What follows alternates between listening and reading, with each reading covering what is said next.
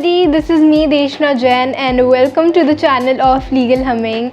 This is gonna be the very first video of the new series which I'm gonna take over now, and that series is gonna take up with all the possible topics related to legal internships.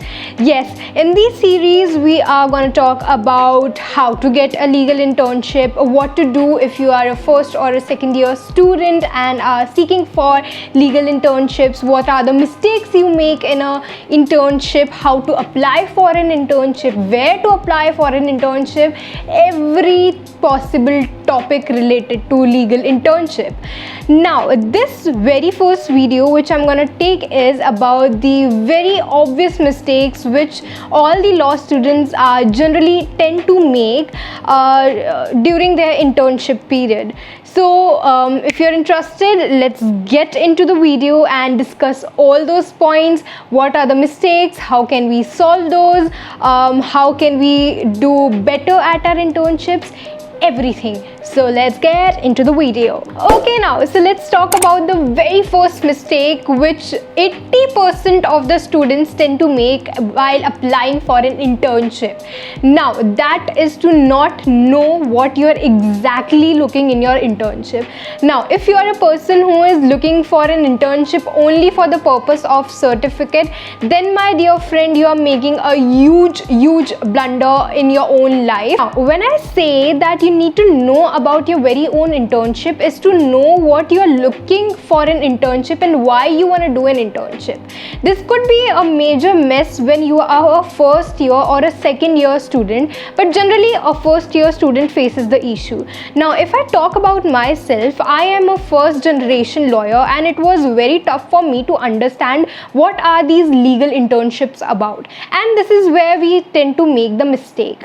We need to understand that what we are actually seeking for in an internship. For example, a first year student could look for an internship which could actually help them learn the very basics of the litigation and the courtroom manner. If you are applying in a firm, then you must know that under which department you want to apply, which course you want to go for, under whom you want to work, every possible thing. If you don't know what you want to apply and if you just apply under any person and then they give you some work which you are not interested in, this affects your internship and your image very badly. Now this leads me to the very second common mistakes which we all tend to do at the time of internship is to not know what our mentors do exactly. Now we apply at an internship but we don't know what kind of cases that advocate is taking or that firm is taking. For example, you are not aware about the work which you are going to deal with is going to affect your future performance.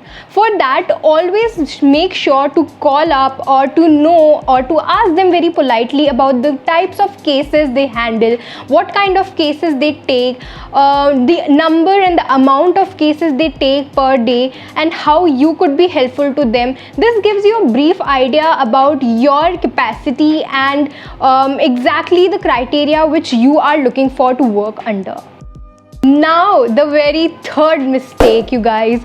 Now this is the mistake which is made by almost every first year student, and that is to not start with the very basics. One person should start with a very basic level and know that how the things work in a courtroom. If you directly jump to a greater level, you are not even aware about the basics, and that affects your performance so badly. Because if a person asks you to put up a stamp and you don't even know what that stamp is all about and how to even fill a form, how to write a basic drafting, which is all learned in the very basic district courts or the very basic firm level, and you're not aware about that, this leads to a major blunder in your life. So never jump to the very high level and not even knowing your basics.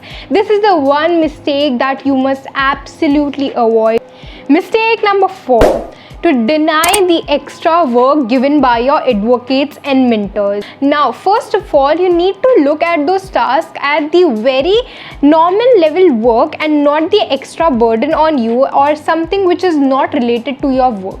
For example, your advocate or your mentor gives you the work of photo printing or photo stating a copy or a bunch of copies. Go do that. That's a work given by your mentors. Take it with all the enthusiasm and do that work, submit to them and learn what kind of copies they are. Now this would lead you in knowing all these things, understand them, learn them, and this might also lead you to take help of some other people. These are actually good for your own benefits. So never in your life deny the extra work given by your mentors or advocates. Mistake number 5. Now you guys, I can bet on this thing that other than Deshna, nobody would be telling you about this mistake you are making. That is to not know the Hindi translation of the legal terms. Guys, you have a long life ahead to deal with, and if you want to become a good advocate, you might be dealing with a lots of clients, and those clients might be or might not be knowing English language. You might not be able to deal with your own clients because of the lack of Hindi language known to you in legal terms. So this is very important for you guys to at least learn the very basic Hindi language of the legal terms and stop making the mistake of just trying to communicate in English. Now, mistake number 6 is to not making enough communication with others at your workplace. Example, you see another advocate at the court and you try to make a communication with them. This would also let them know that you are an intern working under some advocate and you are such a bright student who are willing to communicate with each other. You might also ask them politely that if you could visit his or her chambers and communicate with them.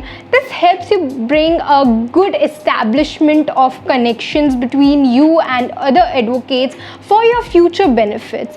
Now, the very last mistake, the mistake number 7, is to communicate with your co-interns.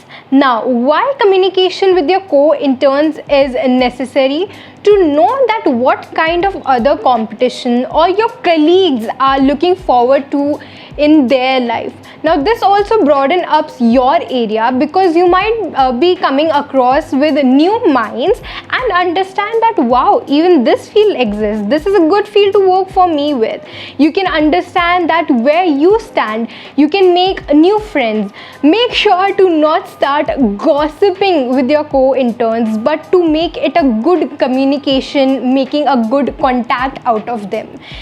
So yeah guys, that is all about all the mistakes you might be making or you might not be making, and you would be keeping those in mind for your future health.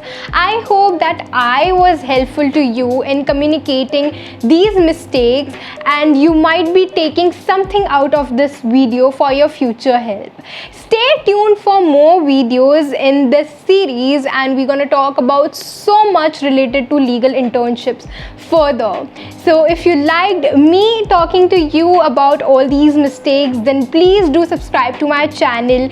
Like this video because it gives me a bit motivation to do more such videos. Leave your comments in the comment section below and let's communicate with each other. Let me know what kind of doubts you have related to legal internships, or you can even drop your ideas related to more content for me, and I would be very happy to make a video on those things, on those topics. So yeah, that is it you all. This is me, Deshna Jain, signing off now guys. Bye bye.